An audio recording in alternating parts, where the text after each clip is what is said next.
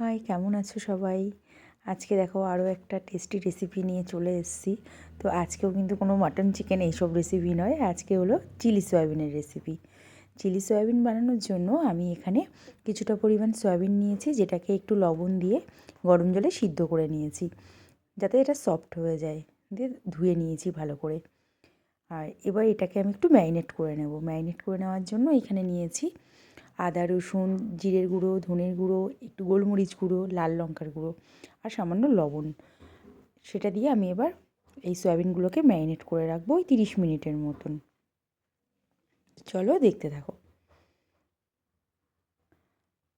জানো তো, এই যে আমরা যেমন চিকেনের এটা খাই, চিকেন চিলি চিকেন খাই, তো সেরকমই কিন্তু এই সয়াবিনেরও চিলি সয়াবিনটা দারুণ টেস্ট লাগে। তো ওটা ওখানে আমার ম্যারিনেট হয়ে গেছে। এখানে আমি একটা পেঁয়াজ আর একটা বড় সাইজের ক্যাপসিকাম, পেঁয়াজটা দুটো নিয়েছি আর ক্যাপসিকাম একটা, এরকম রিং রিং করে পেঁয়াজগুলোকে কেটেছি আর এরকম লম্বা লম্বা করে সরু সরু করে আমি ক্যাপসিকামটাকে কেটে নিয়েছি। আর এখানে দেখো 30 মিনিট পর আমি সয়াবিনটার সঙ্গে সেকেন্ড একটা ম্যারিনেশন করলাম, সেটা হলো 3 চামচ মতন কর্নফ্লাওয়ার, একটা ডিম। এটা দিয়ে এটাকে একটু ম্যারিনেট করে নিতে হবে, তাহলে কী হবে, সয়াবিনটা সুন্দর ক্রিপসি হবে। এখানে আমার কড়াইতে সাদা তেল গরম হয়ে গেছে, এবার একে একে সয়াবিনগুলোকে আমি ভেজে নেব।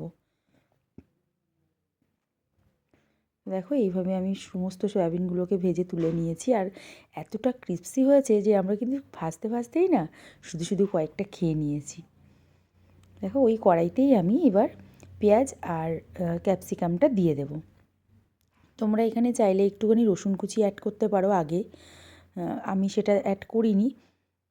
তোমরা চাইলে সেটা একটু অ্যাড করতে পারো, যেমন চিলি চিকেনে দেওয়া হয়।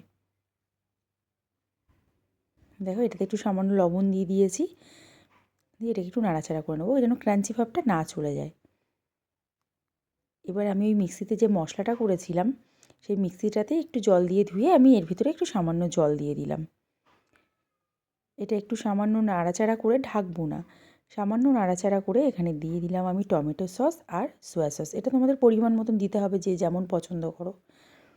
এটাকে একটু নাড়াচাড়া করব, জাস্ট নাড়াচাড়া করে আমি এখানে সয়াবিনগুলোকে দিয়ে দেবো। এইটা না পরোটা, রুটি সব কিছুর সঙ্গেই কিন্তু দারুণ লাগে। যেহেতু পেঁয়াজ রসুন দিয়েছি, এখানে নিরামিষ রান্না বলা যাবে না, তবুও এটা একটা ভেজ আইটেমের মধ্যেই পড়ে, যেহেতু সয়াবিন, কিন্তু এটা খেতে খুব ভালো লাগে। রোজকার আমাদের যে ঘরে সয়াবিন রান্না হয় সেটা হয়তো খেতে নাও ভালো লাগতে পারে, কিন্তু এইরকম পেলে না খুব সুন্দর লাগে খেলে। তোমরা দেখো খেয়ে একবার এরকম করে বানিয়ে দেখো কী সুন্দর দেখতে হয়েছে, আর খেতেও কিন্তু দারুণ। তোমরা চাইলে একটু গ্রেভিও রাখতে পারো। তো চলো বন্ধুরা, দেখা হবে অন্য কোনো ভিডিও। টাটা।